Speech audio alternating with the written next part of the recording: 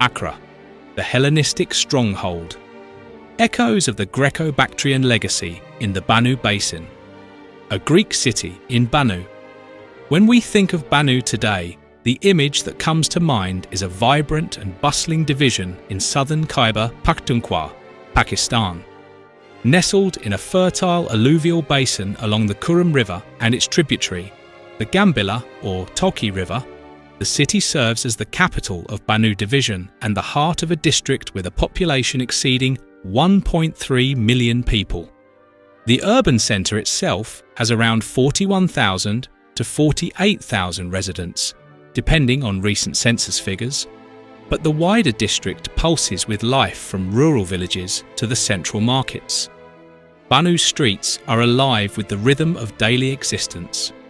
Pashto conversations fill the air, mingled with the calls to prayer from mosques. The landscape blends tradition and progress.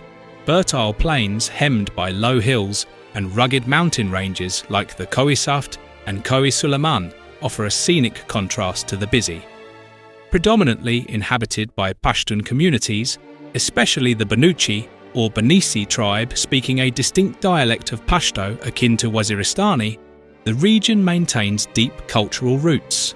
Conservative values shape social life, with strong family ties, hospitality, and a sense of communal identity amid the blend of rural tranquility and urban energy. Yet beneath this lively present lies a profound depth of history.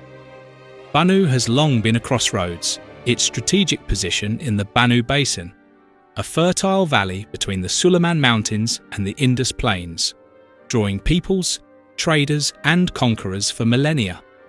The river of time has flowed relentlessly here, reshaping societies and burying the old beneath layers of the new, much like the philosopher Heraclitus observed. Change is the only constant, and one cannot step into the same river twice. The bustling markets and modern roads overlay ancient routes that once carried goods, ideas, and armies from Central Asia to the Indian subcontinent. This timeless flux finds its most striking embodiment in Akra, an extraordinary archaeological site just southwest of Bannu city. Known also as Akra, its name derives from ancient roots signifying high place or stronghold, a fitting description for the towering central mound that rises sentinel-like above the surrounding countryside. Situated approximately 9 to 17 kilometres from Bannu, near the village of Bharat or Bharat, Akra sprawls across an impressive 80 hectares, roughly 133 canals or 161,874 square metres, making it the largest archaeological site in the Bannu Basin and a true urban centre in antiquity. Far from a single hill, Akra is a complex of 4 distinct mounds bisected by the Laura Nulla, also called Lyra or Larai Nulla, a seasonal stream that adds to the site's picturesque setting.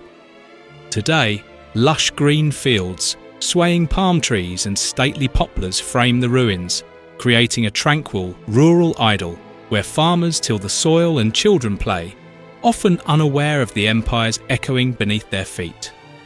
This serene landscape belies a turbulent past as a hub of trade, power, and cultural fusion, a place where local identities persisted amid global upheavals.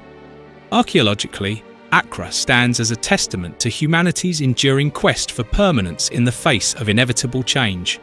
First occupied around 2000 BC during the Late Bronze Age, the site boasts a continuous habitation span of over 3,000 years, enduring until the 11th century AD.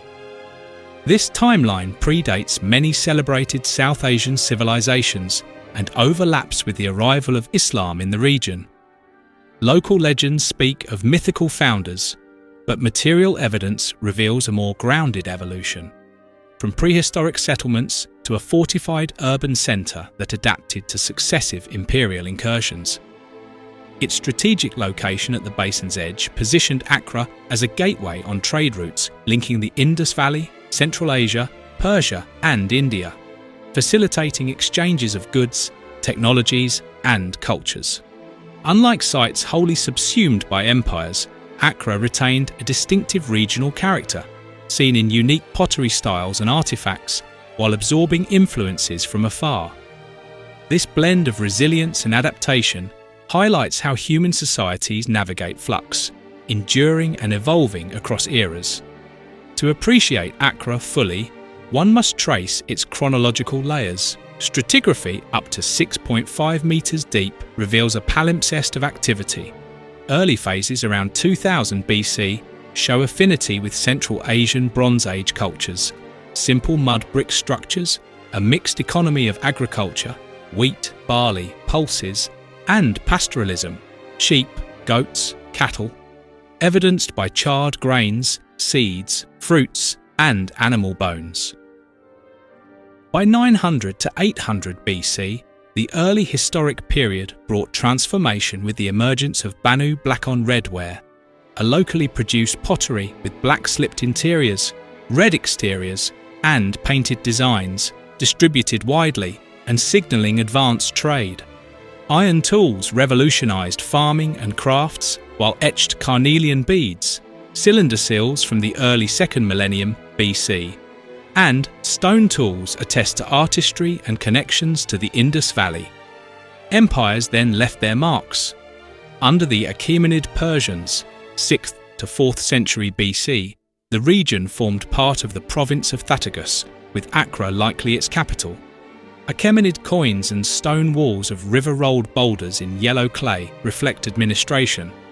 Alexander the Great's 327 BC conquest introduced Hellenistic influences, followed by Seleucids and Greco-Bactrians, 3rd to 2nd century BC, when Akra flourished as a Greek outpost. Silver/copper coins, moulded bricks, intricate figures, and engraved gems in late Mycenaean style point to Mediterranean ties. The Akra Devi terracotta figurine blends Greek realism with local motifs. Mauryan integration under Chandragupta, 305 BC, brought Buddhist elements, followed by Indo-Greeks, Indo-Scythians, and the Kushan Empire, 1st to 3rd century AD, a golden age of trade linking Rome, China, and India, with Kushan coins, Buddhist stupas, and Gandharan art fragments showing syncretism alongside Zoroastrian and Hellenistic traces. Later layers include Gupta, Hindu Shahi, 9th century AD, and Islamic periods up to Ghaznavid incursions in the 11th century. These successions illustrate history's cyclical nature. Empires rise and recede like floods, enriching the soil while local communities often outlast them. The Bannu Archaeological Project, BAP 1985 to 2001, a collaboration involving Pakistani institutions, the British Museum, University of Cambridge, UCL, Bryn Mawr, and others, systematically excavated Akra 1995 to 2000 and nearby sites.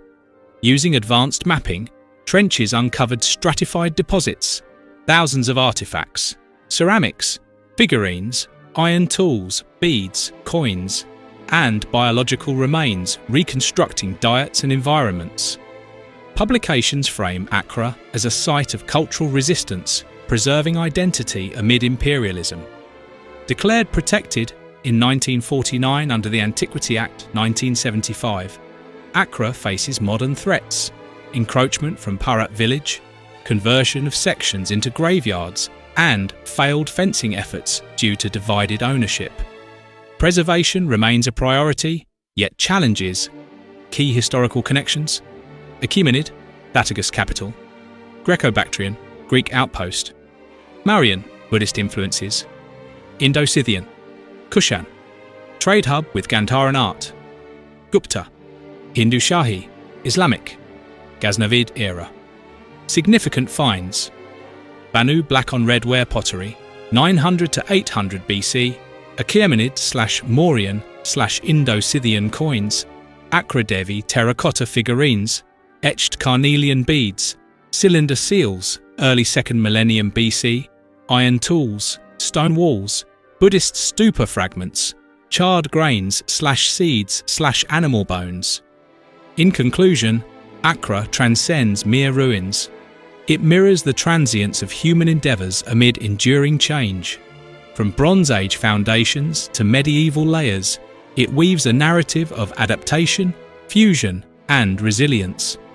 As empires faded, Akra's high place endured, a beacon connecting us to ancestors. Yet its future balances on preservation efforts, a reminder to honour the past before it vanishes. In Bannu's living present and Akra's buried depths lies a profound lesson. We are fleeting chapters in time's vast river, called to cherish the now while safeguarding what came before.